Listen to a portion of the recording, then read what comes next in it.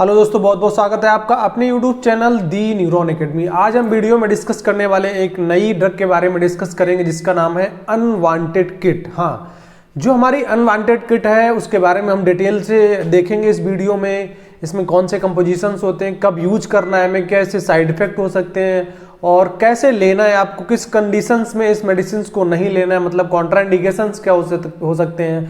तो आप लास्ट तक बने रहिए, आपको पूरा डिटेल आप वीडियो में इसमें मिल जाएगा। तो अगर हम बात करें जो अनवांटेड किट है हमारी, उसमें क्या पड़ा होता है। सबसे पहले हम बता दें जो हमारी अनवांटेड किट है वो हमारी मैनकाइंड जो मैन्युफैक्चरर एक फार्मास्यूटिकल कंपनी है उसको बनाती है और इसको एमटीपी के नाम से भी जानते हैं, medical termination for pregnancy, MTP के नाम से भी जानते हैं, या फिर हम डायरेक्टली बोल दें अनवांटेड किट। अगर हम अनवांटेड किट बोल रहे हैं मतलब कहीं ना कहीं किसी ब्रांड की बात कर रहे हैं, किसी मैन्युफैक्चरर की ब्रांड की प्रोडक्ट की बात कर रहे हैं। अब बात करें इसके कंपोजिशंस की, जो अनवांटेड किट है उसमें क्या क्या पड़ा होता है, मतलब कौन कौन से साल्ट होते हैं। तो उसमें दो साल्ट होते हैं, एक होता है मीफेप्रेस्टोन और एक होता है मीसोप्रोस्टोल। मीफेप्रेस्टोन है उसका कंसेंट्रेशन आप 200 mg होता है और जो मीसोप्रोस्टोल है उसका भी जो कंसेंट्रेशन है होता है 200 mg। जो आपका मीफेप्रेस्टोन है उसकी एक सिंगल टैबलेट होती है, इसमें आप डिस्प्ले में देख रहे होंगे टोटल 5 टैबलेट्स होती हैं और जो हमारा मीसोप्रोस्टोल है उसमें होती है टोटल 4। ठीक है, तो जो मीफेप्रेस्टोन है उसका कंसंट्रेशन कम है, मतलब सिंगल टैबलेट है, और जो मीसोप्रोस्टोल है उसका कितनी टैबलेट है वो हमारी है टोटल 4 का मतलब आपका 800 mg हो जाएगा मीसोप्रोस्टोल, और मीफेप्रेस्टोन का जो कंसंट्रेशन है वो लिया 200 mg। ठीक है, अब थोड़ा सा हम बात करें कि हमें किस कंडीशंस में लेना है इसको।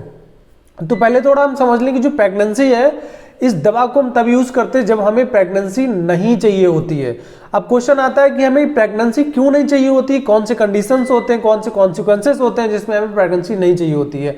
पहला, मान लो अगर कोई जिसको कोई सेक्सुअल ट्रांसमिटेड डिजीज है या फिर मान लो कोई बहुत क्रोनिक सीवियरिटी की डिजीज है और वो बच्चे में ना पाए, तो एक वो सिचुएशन हो सकती है।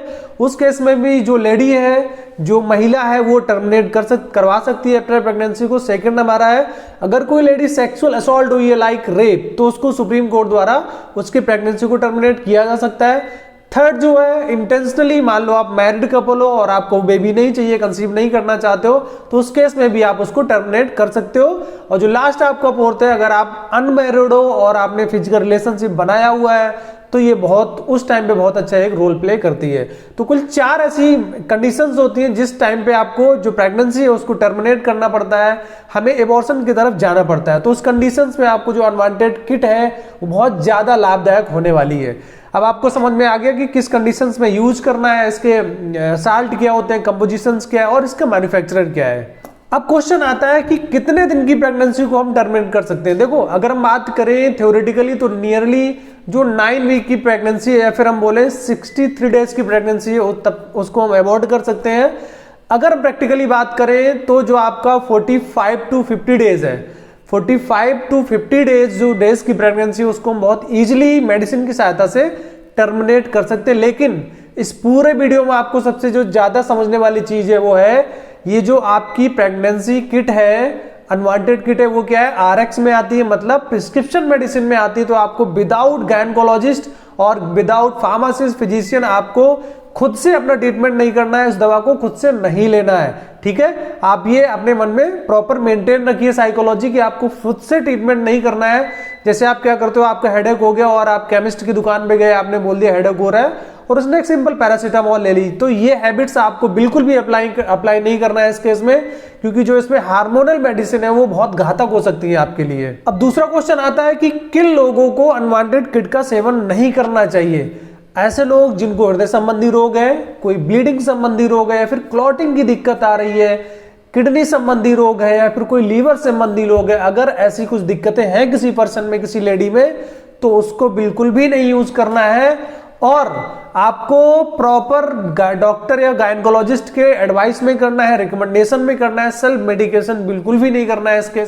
अब बात आती है कि जो हमारी अनवांटेड किट है इसके दुष्प्रभाव क्या हो सकते हैं, मेजर साइड इफेक्ट क्या हो सकते हैं, जो सबसे बड़ी प्रॉब्लम है इस मेडिसिन के साथ में। ठीक है, जितनी इफेक्टिव है उतनी टॉक्सिक भी है। अगर आप सुपरविजन में नहीं ले रहे हो, किसी फार्मासिस्ट, फिजिशियन या फिर गायनेकोलॉजिस्ट के सुपरविजन में, रिकमेंडेशन में नहीं ले रहे हो, तो ये आपके लिए बहुत ज्यादा घातक हो सकती है।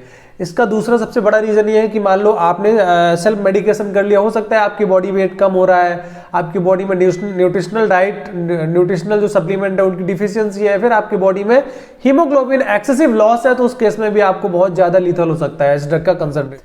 अगर हम बात करें थोड़ा सा दुष्प्रभाव की, तो सबसे बड़े जो मेजर साइड इफेक्ट इसमें है वो आपका डायरिया हो सकता है, लोअर एब्डोमिनल मतलब पेट की निचले सतह में आपको दर्द हो सकता है, क्रैम्प्स हो सकते हैं, यूट्राइन ब्लीडिंग हो सकती है, वजाइनल ब्लीडिंग हो सकती है जिसकी वजह से आपको चक्कर आना, नींद ना आना, hesitation, depression, anxiety like symptom भी आपको हो सकते हैं इस मेडिसिन के दुष्प्रभाव से। इसलिए मैंने बोला पूरी वीडियो में आपको सबसे ज्यादा जो याद रखने वाली चीज है, आपको सेल्फ मेडिकेशन बिल्कुल भी नहीं करना है, विदाउट गायनेकोलॉजिस्ट, फार्मासिस्ट या फिर फिजिशियन के रिकमेंडेशन के अनुसार ही करना है, आपको सेल्फ मेडिकेशन बिल्कुल नहीं करना है। तो एक प्रॉब्लम और आती है आफ्टर एबॉर्शन, जैसे आपने मेडिसिन ली और सब कुछ सही हो गया, आपका जो बेबी है वो बाहर आ गया, एबॉर्शन हो गया, टर्मिनेट हो गया, उसके बाद जो दिक्कत आती है समटाइम आपको यूटीआई के चांस बढ़ जाते हैं, या फिर जो यूट्रस है उसमें कोई इन्फेक्शन मच गया, तो उस टाइम पे आफ्टर एबॉर्शन थोड़ा सा इन्फेक्शन होने के चांस होते हैं। इसलिए जो डॉक्टर है, फिजिशियंस है, वो आफ्टर एबॉर्शन आपको एंटीबायोटिक्स भी कुछ रिकमेंडेशन करते हैं जिससे आपके वजाइनल या फिर यूट्रस में इन्फेक्शन से प्रिवेंट हो सके, हम इन्फेक्शन से अपने आप को बचा सकें। लास्ट बात आती है कि हमें लेना कैसे है। जैसा कि मैंने आपको बताया इसकी स्ट्रिप में आपको 5 टैबलेट मिलेंगी, ठीक है। पहली आपकी होगी मीफेप्रेस्टोन 200 mg, और जो 4 टैबलेट आपकी होंगी वो कौन सी है, मीसोप्रेस्टोल। जो मीफेप्रेस्टोन है वो आपकी प्रेगनेंसी को रोकती है, और जो मीसोप्रेस्टोल है वो क्या करती है, आपके यूट्रस में जाके वहां पे कॉन्ट्रैक्शन करती है। कॉन्ट्रैक्शन करने के बाद क्या आता है, जो फेटस है वो बाहर की तरफ एक्सपेल आउट हो जाता है। तो दोनों दवाएं एक अच्छा काम करती है, एक तो प्रेगनेंसी को रोक रही है, दूसरा कॉन्ट्रैक्शन कर रही है, जो कि आपका प्रोस्टाग्लैंडिन एनालॉग है मीसोप्रेस्टोल, और कॉन्ट्रैक्शन करके वो जो आपका फेटस बना है, जो मटेरियल है, उसको एक्सपेल आउट करती है थ्रू वजाइना।